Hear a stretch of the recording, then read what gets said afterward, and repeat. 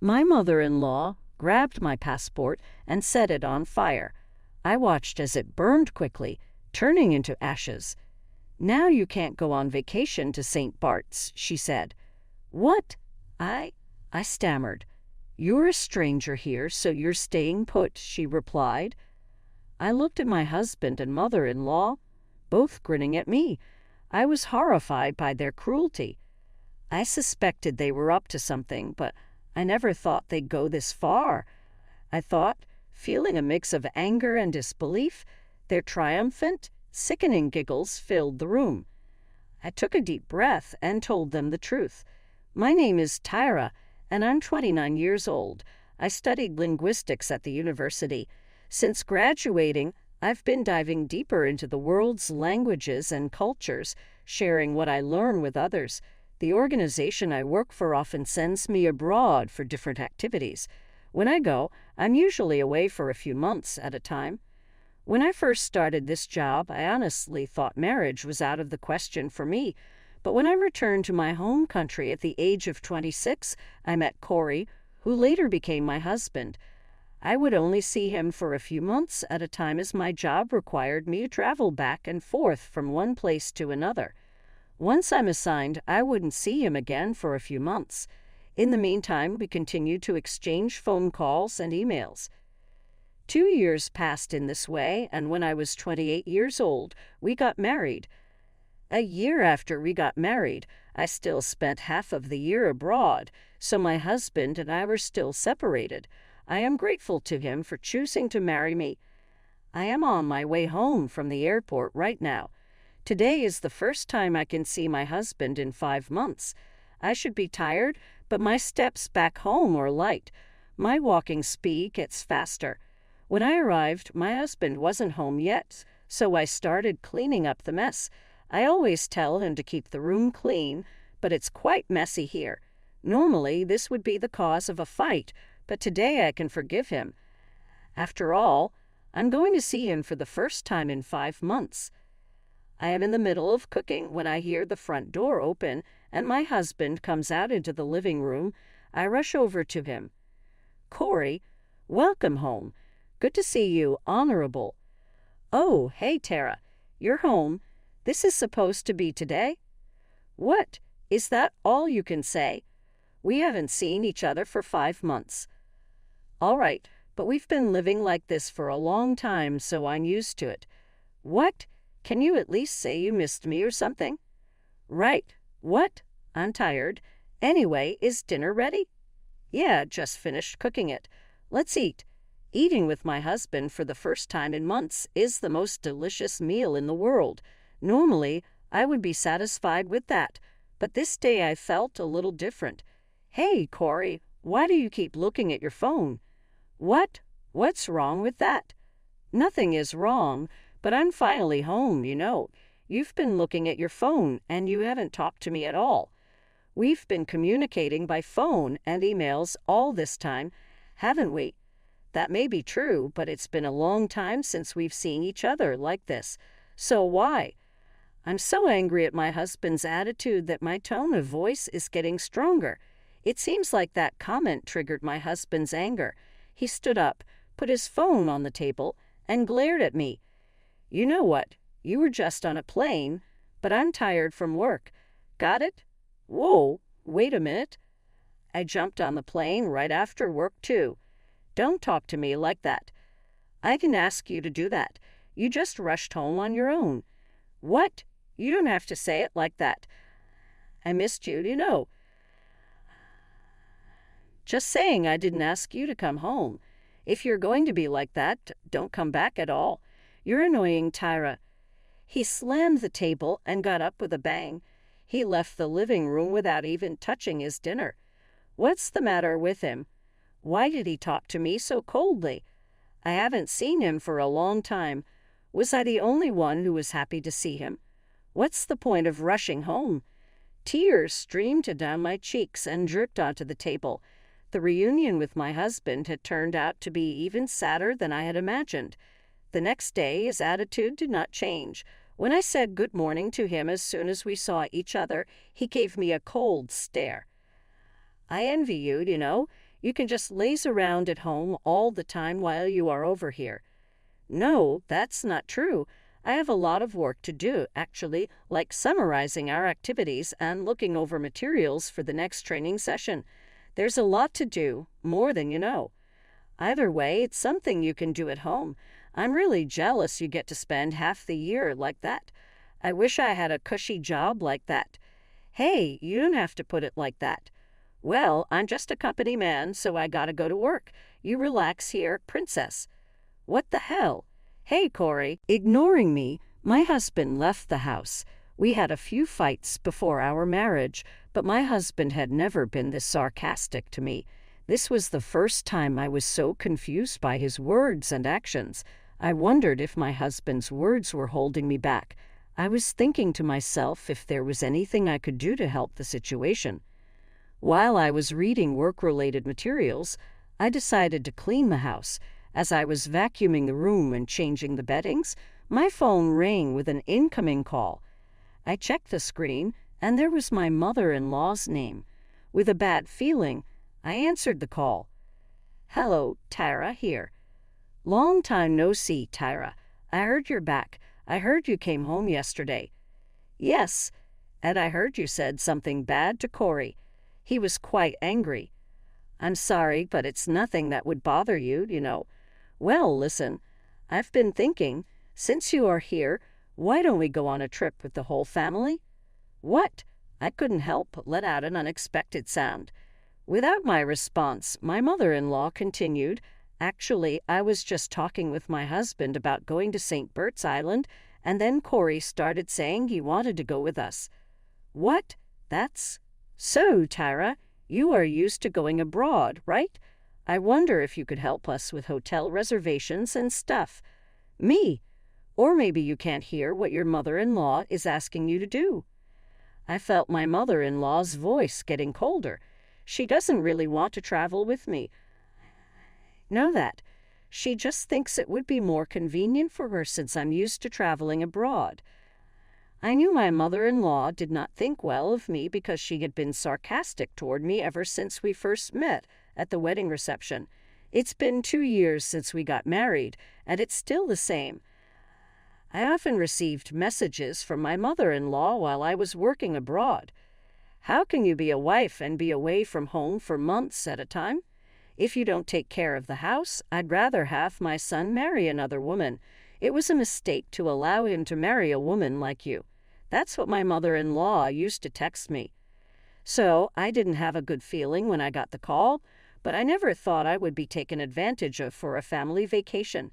However, maybe it is better than being verbally abused as usual. I was angry at myself for not being able to say no, even though I knew I was being taken advantage of.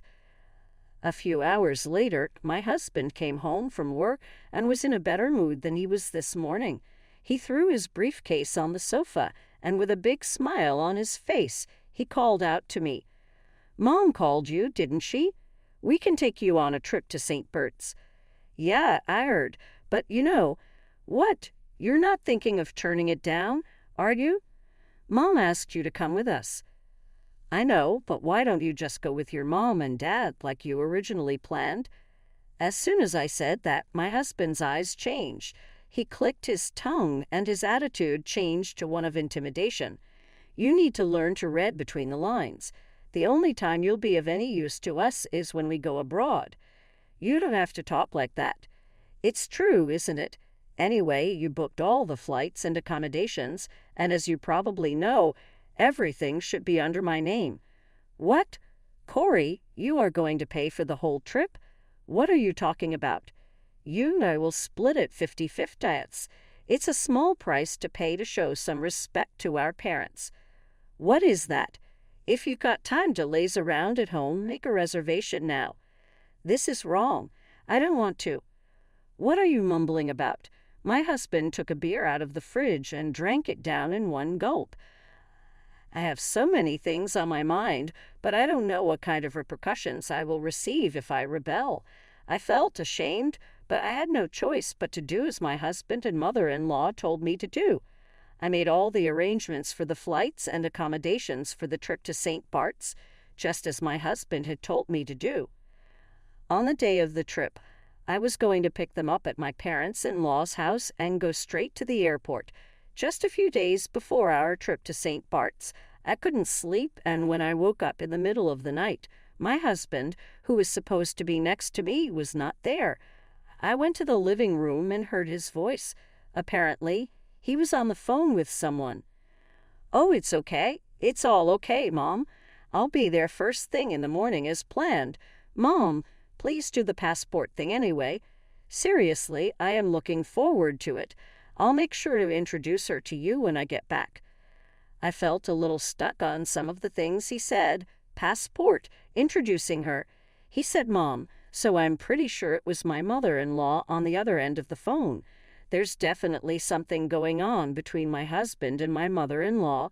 In the first place, it didn't feel right for him to ask me to go on a trip with him. What would they do to me if I went to my parents-in-law's house? I don't know all the details, but at this point, there's no other way to be sure. I decided to take the utmost precaution until the day of the trip. Then came the day of our trip to St. Bart's. I got into the car with the carry-on case and my handbag that my husband had asked me to prepare. I packed my husband's personal belongings in the handbag, and he and I headed for my in-laws' house. Our trip to St. Bart's was about to begin. Whatever is in store for me, I have to take it. I walked into my in-laws' house with my husband, determined to make the most of the trip. We were greeted by no one other than my mother-in-law. "Oh, hi, Tyra. You're here. It's been a while. Good to see you. We're almost ready. I'm going to grab a few things for the trip, so you will have to wait a little longer." "Okay, take your time." "Oh, and Tyra, could you bring the carry-on case from the other room? It's heavy, so please do it with Corey." Okay, got it." I didn't miss the moment when my husband and mother-in-law exchanged a look. I had my passport in my pocket, just in case. My husband urged me to grab her carry-on case, so I did and walked back into the living room. There she was, my mother-in-law, with a smirk and a wry smile. It looked like she had my passport in her hand. She held it up, flaunting it. "Now you can't go on a trip to St. Bart's." "What do you mean?" "I'm going to burn this passport right now." "What did you just say?" "I was only using you for the trip arrangements in the first place. What the hell are you doing? You are a stranger, so you'll be staying here. Too bad." My mother-in-law went to the kitchen and lit the passport on fire with a lighter. The passport started to burn from the corner, eventually ending up as black ashes in the sink. When my mother-in-law saw that the passport was completely burned, she said to me, "We did it."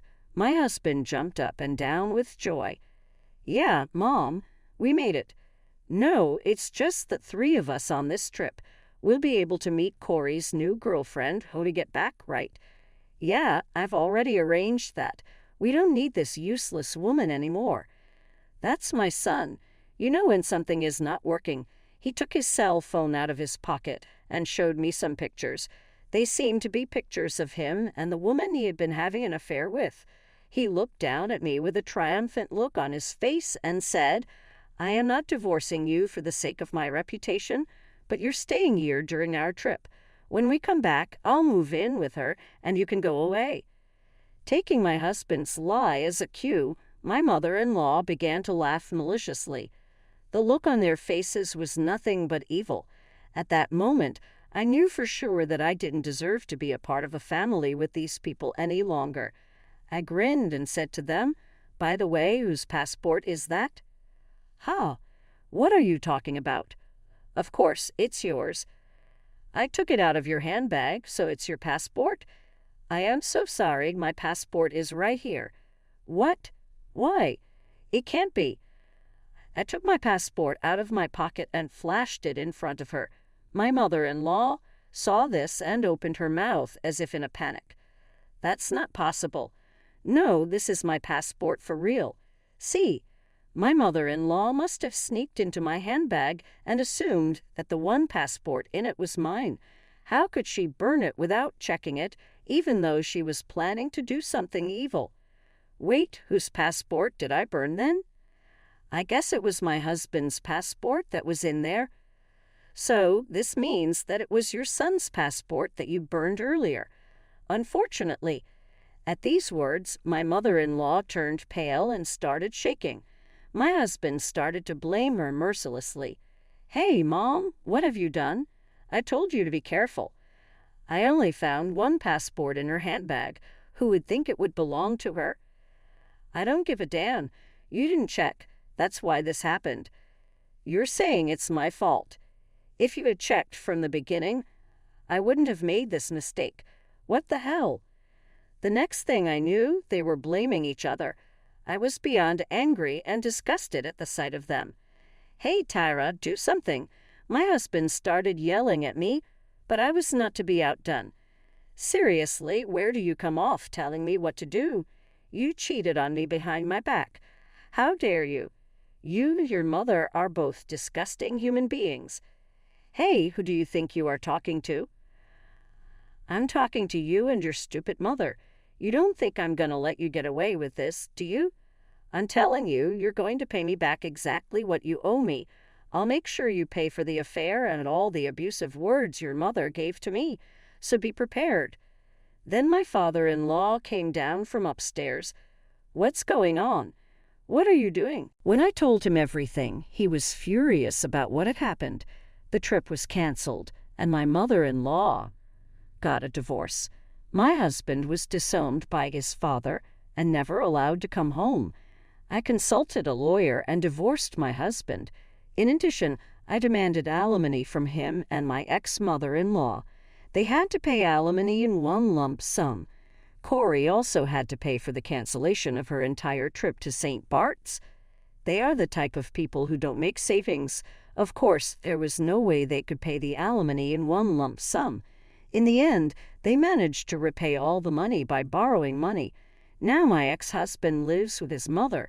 It seems like they are just barely making ends meet. My ex-husband was also dumped by the woman he had an affair with.